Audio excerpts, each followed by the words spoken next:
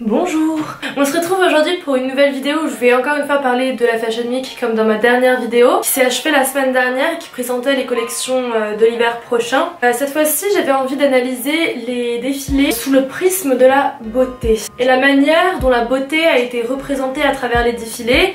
Est-ce que c'était une Fashion Week diversifiée, inclusive, ou au contraire plutôt rétrograde et qui présentait encore les mêmes canons de beauté hégémoniques qu'on connaît un peu trop bien désormais. Il y a un rapport très bizarre à la beauté dans la mode en ce moment. On aurait tendance à croire que l'industrie est en train de s'ouvrir et que c'est vraiment en train de changer. Pour certaines marques, ça va même aller être une stratégie marketing pour pouvoir vendre et se redorer un peu l'enseigne, alors qu'il y a encore des scandales hallucinants qui explose au grand jour. Pas plus tard que début février, la marque Gucci a proposé sur le marché un col roulé noir dont le col pouvait se monter jusqu'en dessous du nez. Au niveau de la bouche, du coup sur le col, il y avait dessiné une grande bouche bien charnue. Ça évoque carrément directement un blackface. Ça a bien sûr fait un tollé sur les réseaux sociaux et la marque a dû présenter ses excuses et a retiré le produit du marché en disant que elle ne savait pas que le blackface c'était quelque chose de raciste, elle ne connaissait pas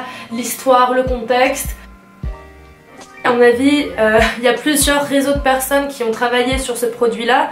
C'est quand même très étrange que personne n'ait pensé, mais bon, ça c'est mon avis. Du coup je me disais que ces discours de diversification de la beauté et d'acceptation de soi, d'inclusivité sont un peu à double tranchant et parfois surtout hypocrites. Au final, choisir des mannequins pour défiler, c'est jamais quelque chose de neutre et ça renvoie forcément une image de la maison de prêt-à-porter qui casse les mannequins. Ça renvoie forcément une image de la beauté idéale que veut véhiculer la mode. C'est pour ça que j'avais envie de parler de ça aujourd'hui. Alors, surprise, enfin surprise pas vraiment parce que c'est quand même en train de s'enclencher depuis quelques saisons, mais cette Fashion Week a été en termes ethniques très diversifiée. Il y a eu plein de mannequins non caucasiennes qui ont pu défiler.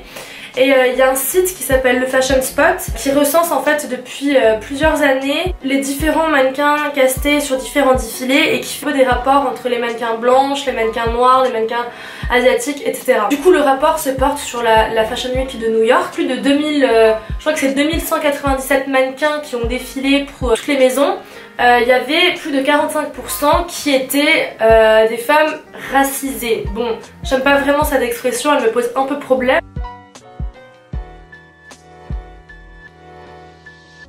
Ça montre quand même qu'une mannequin sur deux n'était pas blanche. Bon alors bien sûr dans les pas blanches il y a tout le reste, donc ça reste quand même encore des minorités.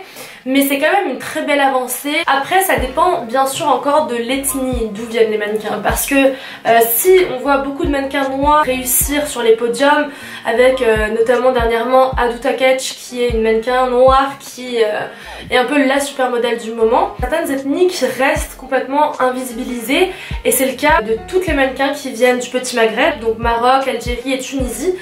Il y en a vraiment très peu et des tops, il n'y en a carrément aucun à part Iman Aman qui est marocaine parce que en fait elles sont invisibles dans ce milieu là mais dans plein d'autres milieux aussi. Et ça c'est très intéressant parce qu'il y a une jeune femme française qui s'appelle Lisa Boutelja qui est algérienne et qui prend un peu à contre-pied toutes ces caricatures. Elle dit elle-même qu'elle vient de la beurétocratie et elle dénonce justement cette invisibilisation des femmes d'origine arabe dans l'espace public à part quand il s'agit du porno. C'est vraiment super triste mais la première chose sur laquelle on tombe quand on tape beurette sur Google, c'est des sites X. La mode n'échappe pas à ce stigmate malheureusement et c'est vrai que c'est quand même une ethnie qu'on retrouve très peu encore dans les défilés. C'est pour ça qu'il faut faire attention aussi. On entend ce chiffre de la Fashion Week de New York qui dit que 45% des mannequins étaient non caucasiennes. Ça veut tout et rien dire parce que ça laisse quand même de côté encore certaines origines qui ne sont toujours pas représentées comme elles devraient l'être en réalité. Mais quand même il y a une grande évolution parce qu'en 2015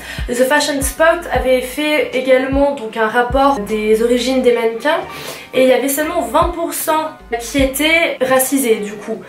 Sauf que là on est en 2019 et on est passé à 45%, donc c'est quand même un bond énorme qui promet sûrement peut-être d'éradiquer le problème, j'espère. Malheureusement la diversité et l'inclusion ça s'arrête pas seulement à l'ethnie et à la couleur de peau, ça va bien au-delà et c'est là que ça commence à poser un petit peu plus problème, notamment avec les mannequins plus size. J'aime pas trop cette expression parce que ça veut tout et rien dire pour moi. Ça met encore une taille dans une norme et tout ce qui ne fait pas partie de la norme c'est plus ou moins, enfin j'aime pas trop cette expression mais elle est quand même encore une fois assez pratique pour parler des mannequins tout simplement qui ne font pas du 34, qui s'habillent dans les grandes tailles. Avec tout ce qu'implique cette appellation qui me gêne un peu, mais bon, passons. Pour les mannequins plus size, on n'y est pas encore du tout. N'oublions pas que ce rapport a été fait sur la Fashion Week new-yorkaise, étant donné que la Fashion Week new-yorkaise est d'après moi celle qui est la plus diversifiée. Je vous laisse tirer les mêmes conclusions, voire même pire à Paris, Londres et Milan, encore que Londres, bon, ça peut être un peu plus expérimental. Seulement 2,2% des mannequins qui ont défilé à la Fashion Week new-yorkaise étaient des mannequins plus size. C'est vraiment très peu. Très peu de mannequins plus size, et quand c'est le cas, c'est souvent dans des jeunes marques, donc par exemple la marque Chroma qui a été fondée en 2010 et qui est une marque qui fait vraiment de la diversité son credo. Et c'est aussi une marque qui est vachement portée sur l'écologie et qui fait notamment des maillots de bain en nylon recyclé et qui propose plein de modèles un peu alternatifs à la fast fashion telle qu'on la connaît. Donc Chroma c'est l'une des marques qui a le plus présenté de beauté diversifiée, que ce soit d'un point de vue ethnique ou d'un point de vue de la silhouette, donc de mannequins plus size. Pour ce qui est maintenant des mannequins transgenres ou non binaires, ça c'est un sujet qui est carrément oublié des médias, à part la mannequin qui a été en couverture de Playboy, la mannequin française transgenre, je ne me rappelle plus de son nom mais je vous l'écrirai. On n'en parle vraiment pas, et dans le milieu des défilés c'est encore plus invisibilisé que dans les éditos. Et pour cause, il y a seulement 1,3% des mannequins qui ont défilé à la Fashion Week de New York qui étaient identifiés comme transgenres ou non binaires. C'est carrément rien du tout. Il y en a eu 20 dans 13 shows différents. En plus on se rend compte que c'est toujours les mêmes défilés qui vont caster des mannequins vraiment différentes, alors qu'il y a plein de grandes maisons qui se cantonnent à la diversité ethnique, qui se disent c'est bon on a fait le taf, mais qui après ne vont pas aller se poser des questions de représentation encore plus globale que celle qui ne concerne que la couleur de peau. Encore une fois, la marque Chroma dont je viens vous parler vient en tête de liste parce qu'elle a présenté plein de mannequins transgenres et non binaires, en plus des mannequins plus size et même des mannequins âgés. Ce qui m'amène justement à cette catégorie là, les mannequins qui ont au-dessus de 50 ans. Parce que je pense que ça c'est peut-être un des dictats les plus cruels de la mode, c'est la jeunesse. Pour la mode, on peut être glamour que quand on est jeune. On nous vend des crèmes anti-rides, des subterfuges pour contrer le temps. Et c'est assez incroyable cette obsession que la mode a envers la jeunesse. J'avais écrit un article sur mon blog à ce sujet où je citais Sophie Fontanelle comme contre-pied un peu de ces mesures rajeunissantes prises par la mode. D'ailleurs elle avait répondu à mon article et elle avait beaucoup aimé. Feeling fab. Les mannequins qui ont au-dessus de 50 ans sont celles le plus invisibilisées de toutes les catégories que je viens d'énoncer. 0,54% des mannequins qui ont défilé à la Fashion Week de New York avaient plus de 50 ans. 0,54%. La mode ne veut vraiment pas voir de corps ridés sur un podium. Dans les éditos, dans la presse, c'est un petit peu en train de changer. Il y a des agences de mannequins seniors qui sont en train de s'instaurer, mais les défilés vraiment c'est pas du tout le cas. On est dans un modèle de beauté qui veut vraiment tirer vers une extrême jeunesse, même vers un type de beauté Lolita prépubère un peu malsain. C'est terrible parce que pourtant ça marcherait très bien, j'en suis sûre. La preuve en est que Donatella Versace pour son défilé printemps-été 2018 a fait revenir toutes les grandes tables des années 90 sur le podium, et ça avait créé un buzz incroyable, ça avait vachement marché.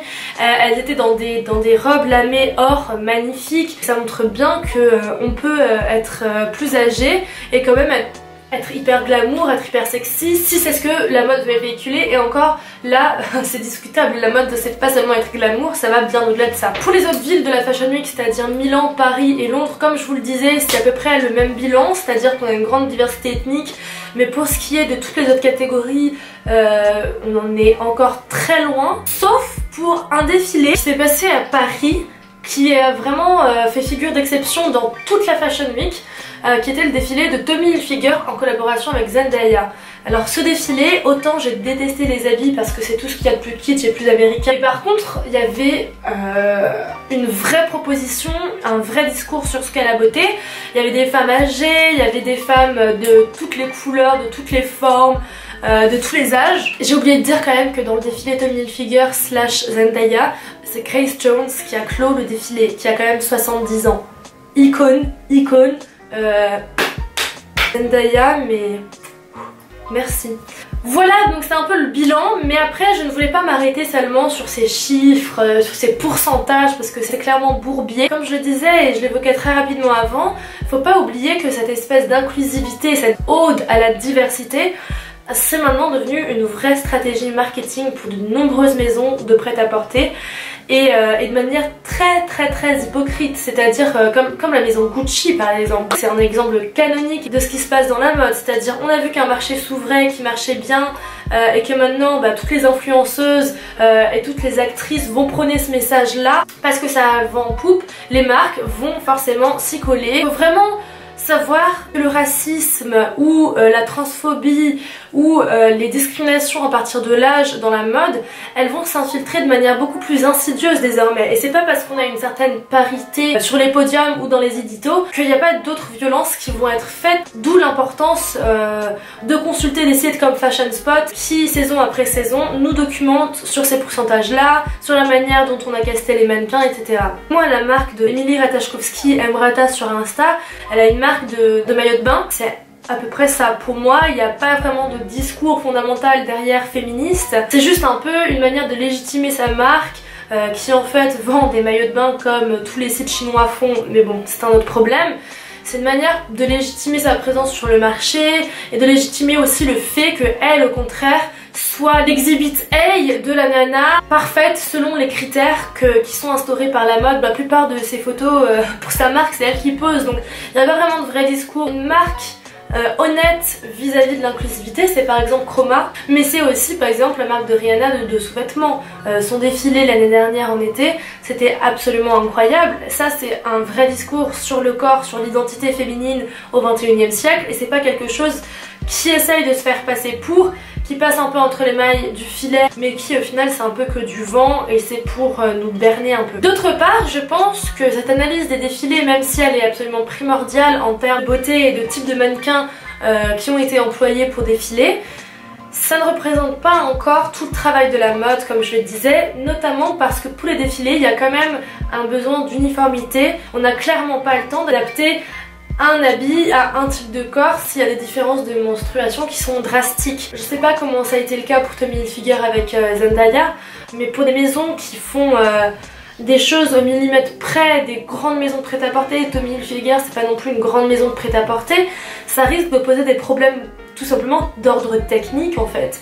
C'est pour ça que c'est très important d'aller voir la diversité et la représentation de tous les types de beauté, surtout dans les éditoriaux, sur les réseaux sociaux et dans les magazines. Je pense qu'il ne faut pas non plus tomber dans un espèce de rapport au mannequin et à la beauté qui est mise en avant, millimétré, simplement calculé par des pourcentages et où on voudrait atteindre une parité parfaite. Non, l'idéal ça serait de normaliser tous ces types de beauté, tous ces mannequins différents afin qu'on ne passe plus notre vie à essayer de compter les mannequins et de voir lesquels il manque, lesquels sont invisibles et lesquels sont sur le devant de la scène.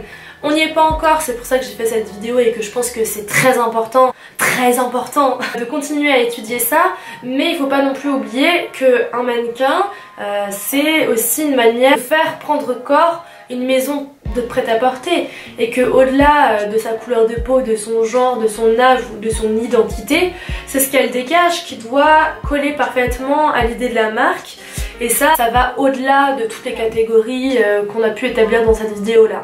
Mon bilan, c'est que quand même on est en train pas mal d'évoluer, la mode s'est mis un coup de pied au cul et quelles que soient les raisons, même si ça peut être hypocrite, même si ça peut être des stratégies de marketing comme je l'ai dit, ça peut pas faire de mal. On est héritier d'un modèle hégémonique de beauté qui est destructeur, qui mène plein de jeunes filles à l'abattoir clairement, c'est très triste à dire mais c'est la vérité.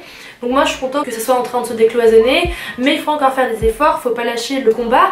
Et justement tout ça, ça va s'opérer grâce aux jeunes marques, grâce aux jeunes créateurs, comme la marque Chroma, mais il y a aussi la marque Ekauslata qui fait plein de progrès du point de vue de la diversification de la beauté. Ils ne sont pas encore assez connus pour que ça s'instaure véritablement en nouveaux modèles, mais pour moi ils sont quand même déjà en train de dépoussiérer tout ça et ça fait du bien. J'espère que vous avez apprécié la vidéo, j'espère que je vous ai appris peut-être au moins une chose.